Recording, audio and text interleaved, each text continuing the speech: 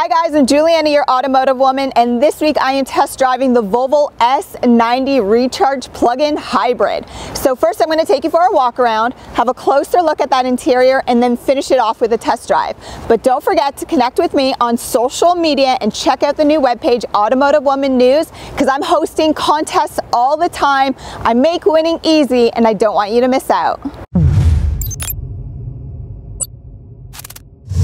Welcome to part one of my two-part series dedicated to Volvo, where I'll be reviewing two of their premium vehicles. This elegant and sophisticated S90, followed by the XC90, a large SUV which is making a big statement within the industry. But first up is this S90, a mid-size luxury sedan which competes with the likes of the Audi A6, BMW 5 Series, and the Mercedes-Benz E-Class.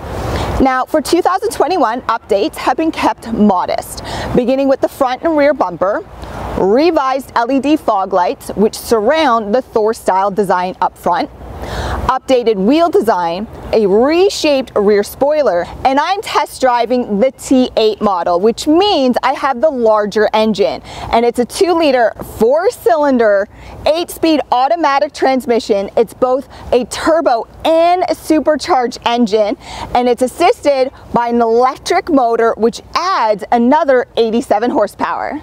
Usually this is where I implement the exhaust test, but Volvo has decided to place their exhaust pipes way under there. So instead, I'm going to demonstrate what 400 horsepower and what 472 pound-feet of torque looks like with launch control. Power mode on. Let's do this. Wow, I wasn't expecting that because it's so heavy, but that's pretty good, man. That's amazing. Okay, let's be honest. If you're purchasing an S90, you're probably not going to use launch control, but it's available if you want it.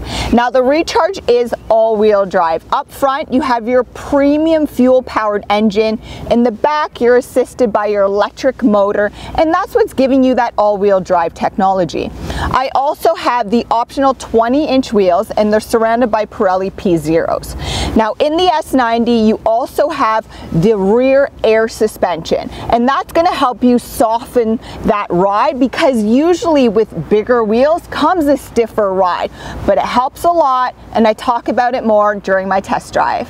One of my favorite features across all Volvo models is actually their Thor style design lights up front. Well, in the S90 you also have the new style LEDs, and they look fantastic. The rear trunk is power operated, and to close this, it's also power operated. Just push this button right here and it will close for you. Overall trunk capacity, not bad. It's not class leading, but it's fine.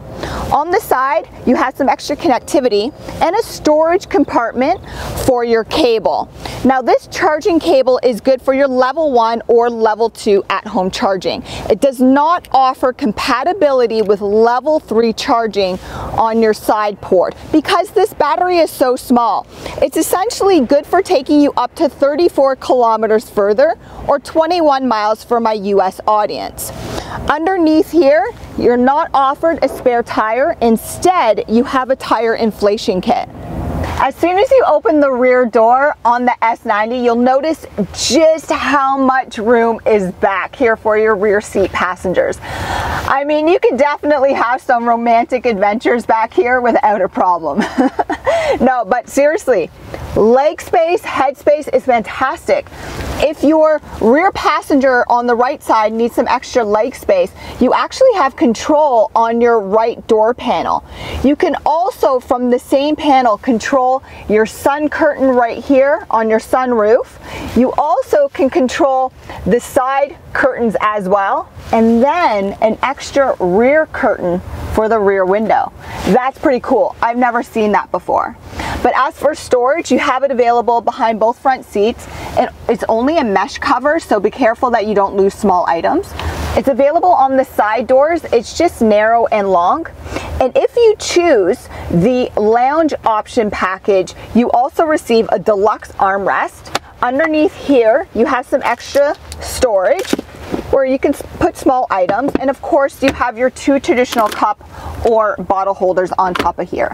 Now what's really nice is you receive some extra connectivity, 2 USB-C ports and a 12-volt port, but this is 4-zone climate control, and rear seat passengers enjoy both heated and ventilated seats. The interior of the S90 is just simply stunning. From the soft touch leather to the wood trim paneling, even the Bowers & Wilkins sound system, everything comes together so nicely. And this is a great added touch. Volvo's actually wrapped your key fob in the same leather throughout. I've already demonstrated the gorgeous sunroof you receive, and both front seats are heated, ventilated, power operated, and you have massage comfort built in. The steering wheel is also heated. To turn this on, you have to go through your Sensus infotainment system. Just push the icon with the seat and all your functionality pops up. The rest of the steering wheel is simple, clean, pretty standard stuff. On the left-hand side, you have your adaptive cruise control and your pilot assist functions here as well. That said, this being a Volvo, you have great driver-assisted technology. You have front and rear cross-traffic alert. You have blind spot detection, lane keep assist, you have a rear view camera. On the right hand side, you have your voice commands, your radio settings, and your Bluetooth. You also have your customization for your driver cluster. Your driver cluster is huge. It's over 12 inches, it's fully digital, and you have the option of the heads-up display. If you don't want the heads-up display, well, you can just deactivate it because the information can get pretty redundant. Your 9-inch Sensus infotainment system. This is where I say take your time with your Volvo specialist. First, navigation, Android Auto, Apple CarPlay, Wi-Fi hotspotting, all standard. Then you have the option of wireless charging, and your extra connectivity with some minor storage is under here. Now, why I say take your time with this infotainment system is because it's both a swipe through and a pull down. Think of it as an iPad. When you swipe to the right, you see the functionalities for your driver assisted technology. Also, you can control your rear curtain from here as well. When you swipe all the way to the other side, it's more of your daily driver features, such as your radio and some of your driver performance. If you ever want to get back to the home screen, simply push the button down below and it gets you back to the home screen. When you pull it down, again, have a look, because in your settings, you have more options here as well. Like I said, take your time, there's a lot going on. Your climate control, all here as well along the bottom. As for storage, it's the same as the back. It's available on the sides. It's very narrow but long. You have an extra side pocket on the side. And of course, like I've already shown you, just very little underneath here. As for driving modes, you have 4. You have constant all-wheel drive, you have pure, you have hybrid, and you have power. That said, let's hit the road so I can provide you with my final impressions from this past week. 2021 Volvo S90 Recharge Plug-in Hybrid T8 Inscription. Such a beautiful, beautiful car. But first, how you start this vehicle is pretty awesome. It's just a turn knob. Once to the right, it actually says that it's ready. Remember, this is an EV, so it's really quiet. It's going to tell you it's ready. But at the same time, your driver-assisted technology pops up on your driver cluster. And that's just, it's really cool. It's a nice graphic. All the graphics in here are fantastic. But let's talk about the drive. My first recommendation for you guys when you're going out for your test drive with a Volvo specialist is ask for a side road test and then a highway test, because your driving modes and the way the vehicle reacts is different, especially between your hybrid, your power, and your pure. When you're in pure mode, you go to gas mash it and it's slow and nothing happens, okay, because it's conserving there. When you're in power, you guys already saw that. It's interesting, when you put it into power mode and you gas mash it, it happens in 2 stages. It accelerates really well, and then all of a sudden it's like that battery power kicks in and it just goes. I had a similar sensation in the Audi I just reviewed, so that's really, really cool. And then your hybrid, it just feels really comfortable. That's it. Another thing about the comfort is I thought with the 20-inch wheels it was going to be a little bit stiffer and rougher, because it usually is with larger wheel package, but no, the air suspension is doing its job well. It's comfortable in the back. I took my family out for the drive. They had no complaints. That said, the space in here is just incredible. Everything. It's comfortable, it's spacious, it's beautiful, it's elegant. Everything, you know, I said it before, it's well put together. For your visibility, it's great out the front. Out the sides, be careful. I'm short, but I also prefer to sit lower in my seat. So when I go to make a left-hand turn, this side mirror does obstruct my view. Again, because I like to sit short. So pay attention to that again when you go out for your test drive.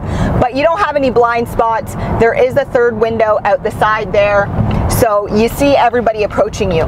You also have blind spot warning. The blind spot warning in here is pretty cool. On the side, it's actually like a long, solid bar. And when you're passing somebody, it stays solid. But if I try to turn into the next lane beside me, left or right, it actually starts to blink. So instead of making that annoying noise of like beep, beep, beep, beep, beep, it could do that too if you want it to. You just have to deactivate it. No, instead, this one actually just keeps flashing at you. I actually prefer that. I've had no problems with it all week. Another thing that I've really enjoyed is actually the pilot assist. Works well, it's efficient, even that is smooth. Everything in here is just fantastic. It's really well put together. If I had to complain about one item, it would just be the gear selector. In order to put it into gear, you have to move it twice up for reverse or twice back for drive. Usually we get into our cars and we're just quite quick about it, you know, just jam it into gear, or these days even just push a button and you're into gear. So just that is a little bit of a nuisance, right? Not used to that, but I mean, it is what it is. It's smooth once it's into drive mode. But what I like to do in all my videos is recommend a test drive, because test drives are complimentary. So I'll provide a link down below so you can find your closest Volvo dealership, but also check the description. Guys, in the description, I provide a lot of information in there. I also give you ways to earn a free automotive and motorsport product off my website. So check out Automotive Woman News. That's my new webpage. But for now, I'm Juliana, your Automotive Woman, and make sure you subscribe. Hit that notification bell so you don't miss How To Tuesday or Feature Car Friday. Thanks, guys.